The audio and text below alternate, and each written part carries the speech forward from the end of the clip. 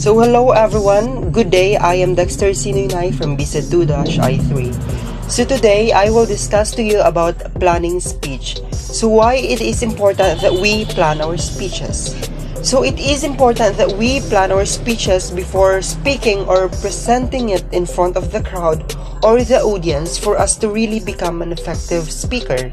It is important that we know what we are talking and what we are speaking in front of the crowd. So in planning our speeches, we have to know the different types of speech.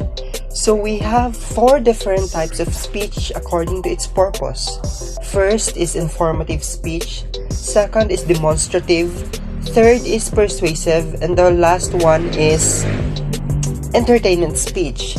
So we have to know these type of speeches for us to really become an effective speaker. So first, we have an informative speech. So this type of speech serves to provide an interesting and useful information to your audience. So basically, the purpose of this type of speech is to inform. So the example of informative speech is that you are presenting or discussing your research in front of the class. So you will be informing them of what your research is all about. So now let's proceed with demonstrative speech. So this type of speech has many similarities with informative speech. Demonstrative speech also teaches you something, but the main difference of demonstrative speech lies in demonstrating on what you are teaching. So one example of demonstrative speech is that you are presenting your research in front of the class, but this time with demonstration. You will be demonstrating to them on how did you make that research or what are your ways in making that research. So now, let's have persuasive speech. So persuasive speech works on convincing people to change in some way. The way they do, the way they think, or to start doing something they aren't currently doing. Persuasive speech focuses more on convincing people. So one example of persuasive speech, I guess you are familiar with networking. That focuses more on convincing people. And the last one is entertaining. The after-dinner speech is a typical example of an entertainment speech.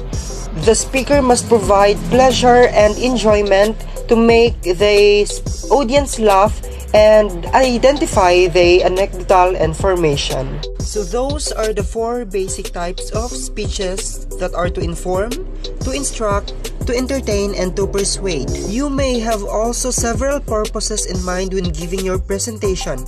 Like for example, you may try to inform in an entertaining style, or you may try to entertain in an informative way. Good day everyone. Today I will discuss about knowing your audience. Analyze the audience to find the mix of ages, genders, sexual orientations, educational levels, religions, cultures, ethnicities, and races. It involves identifying the audience and adapting a speech to their interest, level of understanding, attitudes, and beliefs. Knowing your audience helps you to make decisions about what information you should include, how you should arrange the information, and what kind of supporting details will be necessary for the reader to understand what you are presenting. Because actually, it is the starting point for an effective presentation. Importance of knowing your audience. Help you figure out what content and messages people care about, will allow you to understand their reactions, wants, and needs. This way, you keep up with your target audience and adopt whatever you need in order to stay relevant. Good day everyone, my name is Juwelmi Matutinaw and I'm from BC3I3 and I'm here to discuss about the presentation aids. So, presentation aids are very important because this is the resources beyond the speech words and delivery that a speaker uses to enhance the message conveyed to the audience. To be effective, presentation aids must also be easy to use and easy for the listeners to see and understand. As a speaker, one of your basic goals is to help your audience understand your message. To reduce misunderstanding, presentation aids can be used to clarify or to emphasize. In addition to containing important information, your presentation aids must be clear, clean, uncluttered, organized, and large enough for the audience to see and interpret correctly. Misspelling and poorly designed presentation aids can damage your credibility as a speaker. A presenter can therefore use visual interpretation of information to maximize the effectiveness by making sure that elements are presented as clearly as possible. The more complex the detailed the information is, the more important the information will be. If used well, visual presentation will support the presentation by strengthening audience involvement and impact. The type of presentation aids that the speaker must typically make use of are visual aids, pictures, diagrams, charts, and graphs. Presentation aids can fulfill several functions, which are improving your audience's understanding of the information you are conveying. Human communication is a complex process that often leads to misunderstandings. Misunderstandings happen in public speaking, just as they do in everyday conversation. During the presentation, ensure that the visual aids can be seen by everyone in the audience. Face the audience most of the time rather than the image. Avoid reading from the visual aid. Make it clear to the audience why you are using it. When you no longer need the visual aid, ensure that the audience can't see it.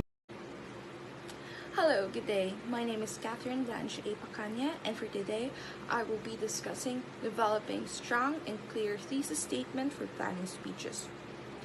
So when you say thesis statement, what usually comes into your mind? Because for me, I'm already assuming thesis statement would be difficult since the word thesis. But no, in planning your speech, you have to establish your main claim or the supporting material.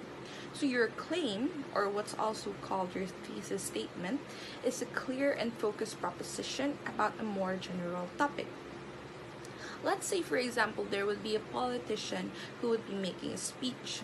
So he won't have to say, today, I'm going to talk about a legislation that can have a great impact on our community. You see how generalized it was? So instead, that politician would be saying, today, I'm going to tell you why passing this school bond is necessary and financially prudent. And I'll show you how we can make sure it wins approval. You see how specific it was? So that was his agenda. He was telling the audience what his plan is. So we have to limit the scope of the presentation by choosing 3 supporting points. So within his speech, that politician would have to explain the school bond.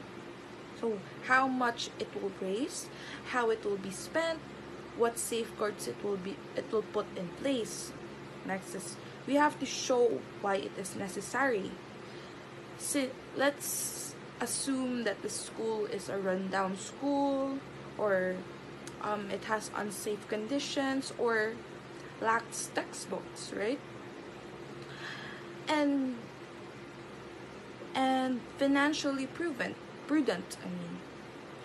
How it will improve on how they could save in the future, more costly repairs, and will provide a better educated workforce.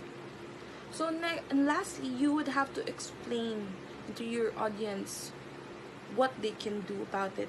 Let's say, for example, they can vote, talk to their neighbors, volunteer to get voters to the polls on election days. So that's the 3 supporting points on from that thesis statement that that politician has said. So I do have a quote here from Mr. Winston Churchill. If you have an important point to make, don't try to be subtle or clever. Use a pile driver, hit the point once, then come back and hit it again. Then hit it a third